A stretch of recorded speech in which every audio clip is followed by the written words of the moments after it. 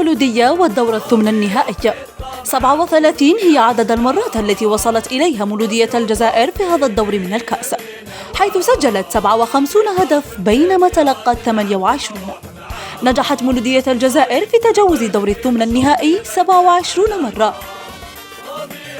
قاضت المولودية ركلة الترجيح في 4 مناسبات، وفشلت مرة واحدة فقط في التأهل.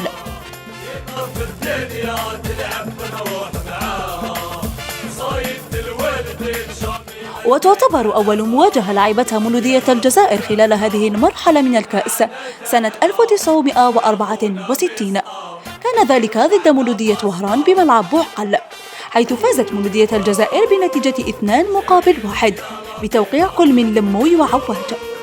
شباب قسنطينة هو أكثر فريق واجه المولودية في هذا الدور خلال 3 مناسبات، نجحت المولودية في التأهل مرتين. حاج بوغاش هو أكثر لاعب تسجيلاً للأهداف بقميص المولودية في الثمن نهائي الكأس ب4 أهداف. تعتبر أثقل نتيجة فازت بها المولودية في هذا الدور كانت أمام اتحاد بندوالا سنة 2017 بنتيجة 7-1. وآخر مرة تجاوزت هذا الدور كان سنة 2018 على حساب شباب الوستاد بنتيجة 2-1 بعد الوقت الإضافي، حيث سجل وليد الدراجة هدفي المولودية.